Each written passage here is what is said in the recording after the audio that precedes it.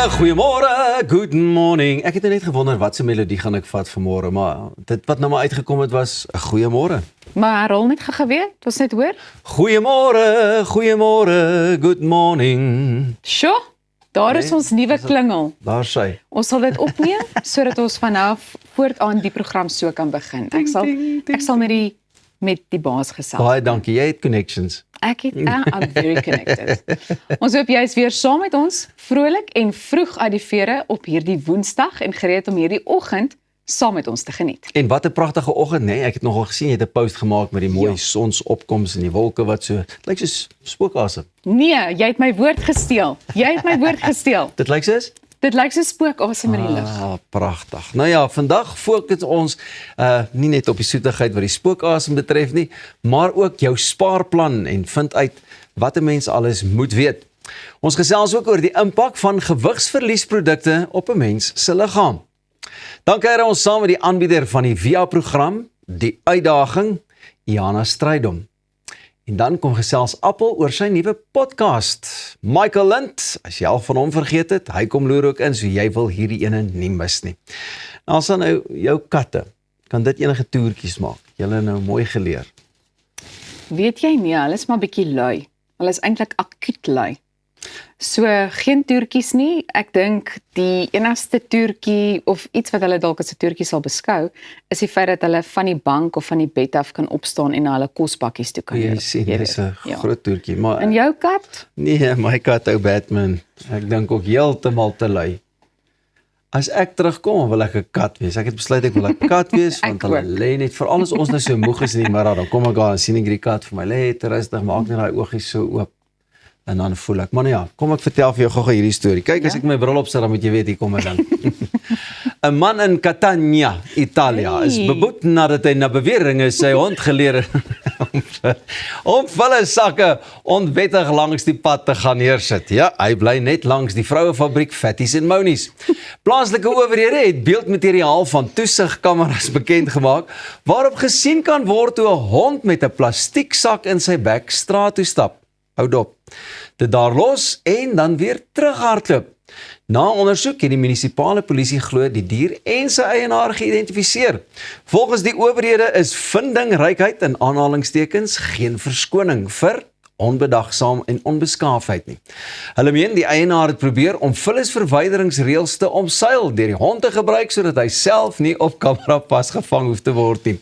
Dit is nie net onwettig nie, maar ook onregverdig teenoor die gemeenskap en teenoor die dier wat niks van hierdie oortreding verstaan nie.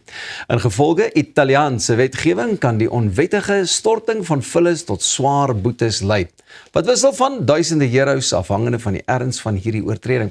Hoewel die wet nie spesifiek iets oor honde te sê het nie, bly die verantwoordelikheid by die eienaar. Die voorval het opslag gemaak omdat dit wys hoe ver sommige mense sal gaan om reëls te probeer ontduik. Owerhede herinner inwoners dat die beskerming van die omgewing en netheid van woonbuurte almal se plig is en dat slim planne nie altyd so slim as wat dit lyk nie. Verstaan jy nou dat hierdie man 'n moeilikheid gemaak het? Ek probeer, jy weet, maar ek weet nie hoe ek voel oor hierdie storie nie. Want is dit nou werklik oulik? Ek dink nie ons troeteldiere is veronderstel om daai taakies te verrig. Nee. Dit gaan glad nie oor die oulikheid nie. Ek dink die ou was maar nou net slinks. Presies dit wat die owerhede nou sê, so jy wil dit nie self doen, nou leer jy hond. Maar ja, dink jy dit was 'n maklike storie om jou hondjie te leer? Ek weet nie, kyk, ek wil sommer so lank sê, ons is vroeër hierdie week by die veearts gewees en daar was weer 'n paar bekendes gewees, ons gaan dit een van die dae uitsaai, so maak seker jy bly ingeskakel hier op Goeiemôre Good Morning, en Monique Stein het haar hond geleer, Kai, dit is verskriklik oulik, om te kan tel.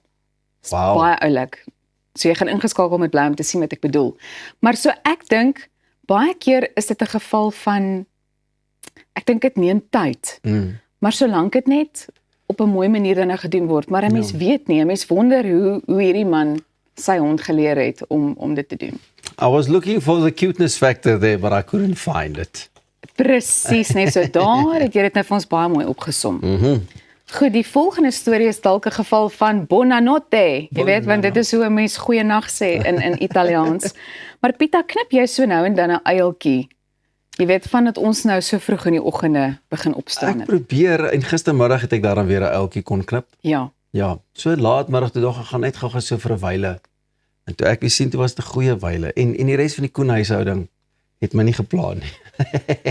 Hulle het gesê, los net die man so bietjie. Ja, ek dink ook dit is gewoonlik maar 'n goeie idee om iemand net En toe dink ek ook self, ek gaan wakker sit nou die res van die aand, maar toe is ek weer net so lekker aan die slaap die aand ook. So ja.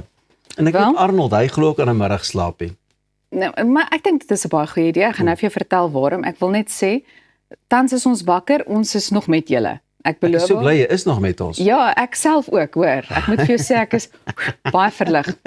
Goed, die rede waarom ek jou gevra het is, daar is 'n heel wat plekke in die wêreld wat die waarde van 'n middagslaapie by die werk erken.